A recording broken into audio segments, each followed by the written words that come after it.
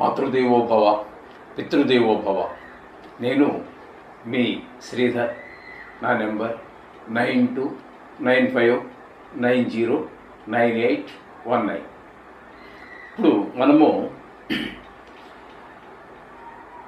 July నెల 1వ తారీఖు నుండి జూలై నెల 15వ తారీఖు వరకు ఈ 15 రోజులు పక్ష ఫలితాలు, గోచార ఫలితాలు ద్వాదశ రాశుల వారికి ఏ విధంగా ఉంటాయో తెలుసుకునేటటువంటి ప్రయత్నం చేద్దాం. ధనురాశి వారికి జూలై నెల 1వ తారీఖు 2025 నుండి జూలై నెల 15వ తారీఖు 2025 వరకు, అంటే ఈ 15 రోజుల యొక్క పక్ష ఫలితాలు అంటాం దీన్ని.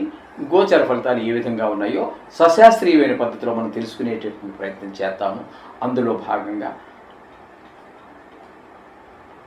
భాగంగా 3వ స్థానంలో గోచార రీత్యా రాహు యొక్క సంచారం జరుగుతున్నది. రాహు యొక్క సంచారం 3వ స్థానంలో చాలా ఉపయోగకరమైనటువంటి, లాభదాయకమైనటువంటి ఫలితాలనే మనకు అందజేస్తూ ఉన్నారు. రాహు 3వ స్థానంలో ఉండటం ద్వారా ఇంట్లో కుటుంబ సభ్యులు, ఇంటి చుట్టుపక్కల ఉన్నటువంటి వారు, మనం ఉద్యోగం చేసేటటువంటి ఈ ప్రదేశంలో మనకంటే ఉన్నత స్థాయిలో ఉన్నవారు, సమాన స్థాయిలో ఉన్నవారు, దిగువ స్థాయిలో ఉన్నవారు అందరూ కూడా మన సహాయ సహకారాలు అందిస్తారు. అలాగే ప్రైవేట్ ఉద్యోగం అయినా సరే, ప్రభుత్వ ఉద్యోగం అయినా సరే, అసలు ఏ ఉద్యోగం కాదు, రోడ్డు అంటే పోతూ కింద పడ్డామండి, ఎవరైతే 10 మంది వచ్చి లేపారు చాలదండి. మరి అది మనకు సహాయం చేసినట్టే కదా.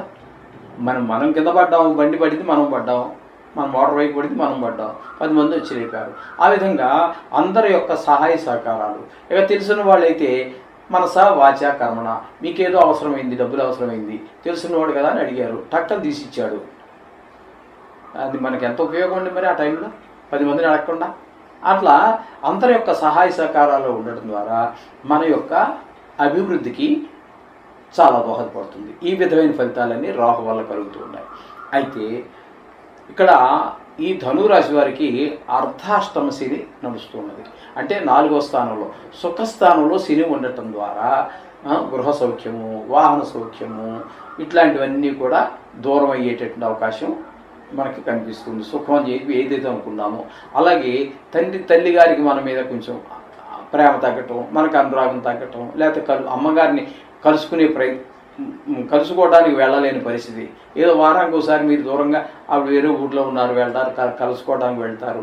ఈ 15 రోజుల్లో మీరు అక్కడికి వెళ్ళాలనుకున్న ఏదో పని తగిలి అమ్మగారిని చూడలేకపోతూ ఉంటారు.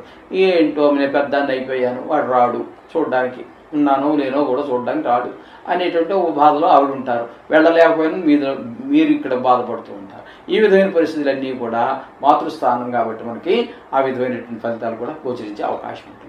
ఇకపోతే 6వ స్థానంలో శుక్ర సంచారం జరుగుతోందండి. శుక్రుని యొక్క సంచారం 6వ స్థానంలో యోగించజాలదు. తద్వారా కొంచెం అనారోగ్యం వచ్చేటువంటి అవకాశం ఉంటుంది. రుణం ఎవరికైనా అప్పు ఇవ్వాల్సి ఉంటే మనం ఇవ్వలేకపోతాము, లేదా మనం అప్పు కోసం ప్రయత్నం మనమే చేస్తున్నాము, ఎక్కడా పుట్టదండి. బ్యాంకులది, ప్రైవేట్ వ్యక్తుల దగ్గర కూడా 4 రోజులు పోయికిస్తానంటాడు. ఈ 15 రోజులు అయిపోయేదాకా వాడు ఇవ్వడు. ఎందుకంటే శుక్రుడు మనకు అనుకూలంగా లేడు ఇక్కడ. కాబట్టి ఆ విధంగా మనకి అప్పు పుట్టదు. కొంచెం డబ్బులకి ఇబ్బంది పడేటటువంటి పరిస్థితినే శుక్ర భగవానుడు కల్పిస్తూ ఉన్నాడు.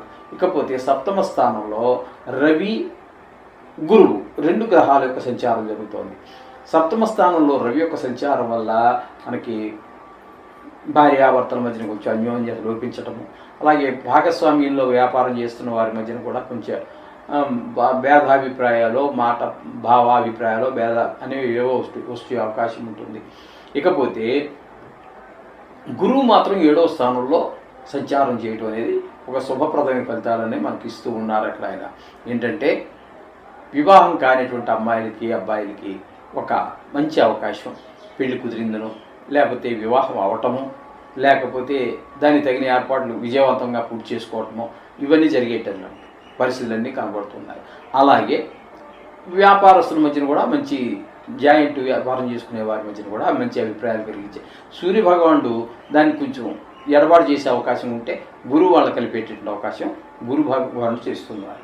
ఇకపోతే 8వ స్థానంలో బుధుని యొక్క సంచారం అండి. 8వ స్థానంలో బుధుని యొక్క సంచారం మంచి ఫలితాలు ఇస్తుంది.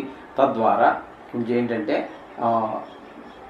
మంచి అన్ని శుభవార్తలు వినడం జరుగుతూ ఉంటుంది. అలాగే ధన లాభం వచ్చే అవకాశం ఉంటుంది. అందులో అప్పటి వరకు మీతో గొడవ పడుతూ ఉన్నటువంటి వారు ఎవరైతే ఉన్నారో మరి కారణం తెలియదు కానీ మీకు మంచి మిత్రులుగా మారేటువంటి అవకాశం కలుగుతుంది. అలాగే కొన్ని చోట్ల మనకి చాలా మంచి పేరు ప్రఖ్యాతులు వచ్చేటువంటి అవకాశం కూడా అష్టమ స్థానంలో బుధుని వల్ల కలుగుతూ ఉంటుంది. ఇక భాగ్యస్థానంలో కుజికేతువులు ఇక సంచారం జరుగుతోంది. కుజుడు కానీ కేతువు కానీ భాగ్యస్థానంలో ఉండటం వల్ల తండ్రి గారి యొక్క ఆరోగ్య విషయంలో కొంచెం ఇబ్బందులు పడే అవకాశం ఉంటుంది. అలాగే తీర్థయాత్రలు ఏమన్నా చేయాలన్నా చేయలేకపోతూ ఉంటారు.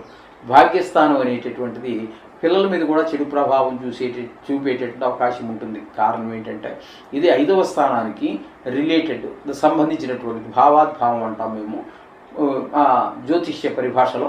భావాద్భావం భాగ్యస్థానం అవుతుంది కాబట్టి మీకు అక్కడ ఆ విధంగా పిల్లల మీద కూడా కొంచెం చెడు ప్రభావం చూపించేటటువంటి అవకాశం గోచరిస్తూ ఉన్నదండి. ఈ విధమైన ఫలితాలన్నీ కూడా ఈ ధనురాశి వారికి కలుగుతూ ఉన్నాయి. మొత్తంగా చెప్పుకోవాలి అన్నట్టయితే ఈ ధనురాశి వారికి రాహు అనుకూలంగా ఉన్నారు, గురువు అనుకూలంగా ఉన్నారు, బుధుడు అనుకూలంగా ఉన్నాడు. 3 గ్రహాల యొక్క అనుకూలత ఉన్నది కాబట్టి యావరేజ్గా ఉందని మనం చెప్పుకోవచ్చు. గోచారరీత్యా ఎన్ని గ్రహాలు అనుకూలంగా ఉన్నా కొన్ని గ్రహాలు ప్రతికూలత ఉండనే ఉంటుంది. కాబట్టి దీని గురించి మీరు పెద్దగా ఆలోచించద్దండి. ఇవన్నీ మీకు అప్లై చేసుకుని బాధపడిపోకలేదు. ఇది కేవలం రాశిగతమైన ఫలితాలు. ఇది గట్టిగా నిష్ణాతులైన వారు చెబితే ఈ జ్యోతిష్యం ఒక 15%, 100కి 15 భాగాలు మాత్రమే విజయవంతం అవుతుంది. అది వ్యక్తిగత జాతకంలో మనకి మిగతాదంతా కనిపిస్తుంది. దానికి ఇది మనం జోడించి చూసుకోవాల్సి ఉంటుంది, అనుసంధానం చేసుకుని చూసుకోవాల్సినటువంటి పరిస్థితి. కాబట్టి ఏం కంగారు పడద్దు. రోజు మీరు ఒక 2 నిమిషాల నుంచి 5 నిమిషాల పాటు కేటాయించి ఈ నవగ్రహాలకి మీ పూజతో పాటుగా ఇప్పుడు ఏ గ్రహాలు అనుకూలించట్లేదు, ఏ స్థానాల్లో అనుకూలించట్లేదు, ఏ విషయాల్లో అనుకూలించట్లేదు అనేటువంటి మీరు విన్నారు కాబట్టి ఆ విషయాల్లో తగు జాగ్రత్తలు తీసుకుంటూ ఆ భగవంతుడి మీద భారం వేసి మీరు ఒక 5 నిమిషాలు రోజుకి 2 నిమిషాల నుంచి 5 నిమిషాలు ఎంత టైం పడుతుందో మరి మీరు చదివేదాన్ని బట్టి అది కేటాయించండి. సర్వశుభాలు పొందండి. శుభం భూయాత్.